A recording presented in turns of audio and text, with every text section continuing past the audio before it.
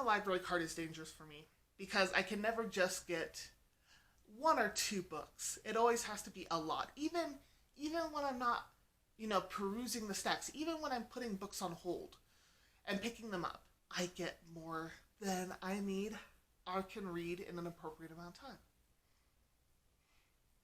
This is my nonfiction library haul. And really, I should probably call it like a true crime haul from the library. But here we are. So I've recently been into true crime as far as documentaries go on Netflix. And so I thought, why not get some books of true crime to feed this obsession that I have right now? I asked people on Twitter what would be some good true crime books to get. And one person said anything by Anne Rule. And I thought they meant a book that was called Anything, and it was by Anne Rule.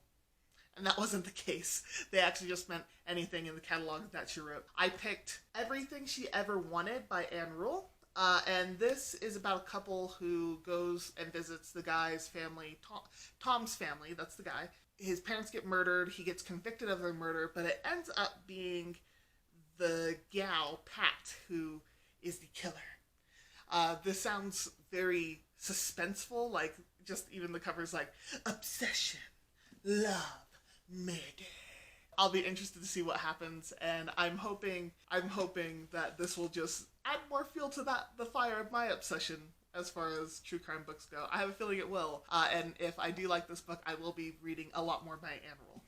Because she has a lot of books out. She does have a lot. The next book I'll be reading is a fairly popular one in true crime, I'll Be Gone in the Dark by Michelle McNamara. This is about the Golden State Killer. I actually remember the news reports that came out about this book when it was first published, and so I'm very interested in reading it. I heard it's really good. This is going to be probably the first of all these books that I have. The next book, which I'll probably read pretty quickly as well, just because it seems to be a really popular book among true crime, and that is Killers of the Flower Moon, The Osage Murders, and The Birth of the FBI by David Grann. I don't know what the Osage murders are, so this will be a learning experience for me. So I'm very excited to learn new things.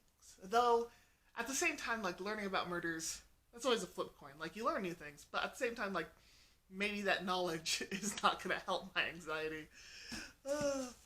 Gonna think I'm gonna get murdered soon, probably. The next one is The Library Book by Susan Orlean. This one was recommended off of Twitter, and the person said that it's about a library that was set on fire. I believe, if my memory is not hazy. I got this because they recommended it. I actually don't really fully know what it's about, but I'm interested. The next book I got is The Five, with The Untold Lives of the Women Killed by Jack the Ripper by Haley Rubinhold.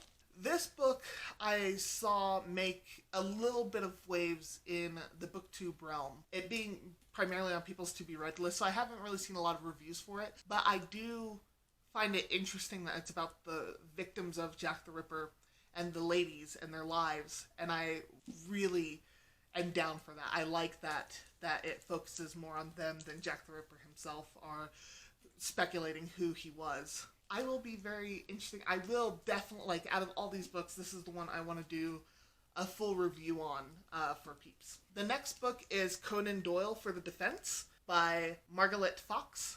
I have not really read a Sherlock Holmes book.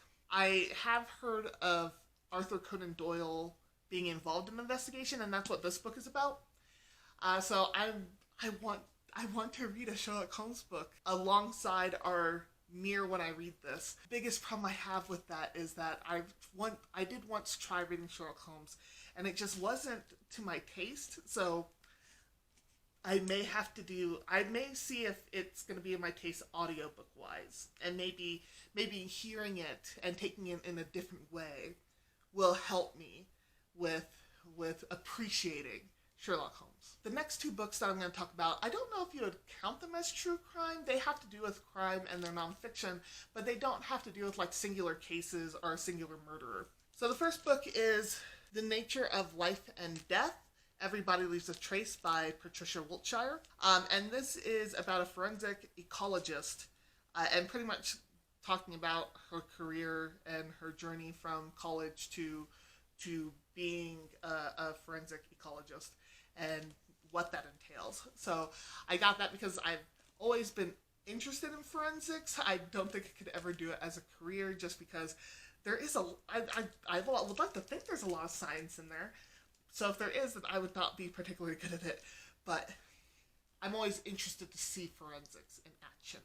So I thought this would be a really good book. Last but not least is The Royal Art of Poison, Filthy Palaces, Fatal Cosmetics, Deadly Medicine, and Murder Most Foul by Eleanor Herman. I just saw this online and I thought, oh, why not? That sounds really interesting. Purely for academic purposes. And hopefully I'll be able to get to it soon. Those are the books that I got from the library. If you have any thoughts about these books, please put them down in the comments section below. And thank you so much for watching. As always and forever, may you get lost in a book.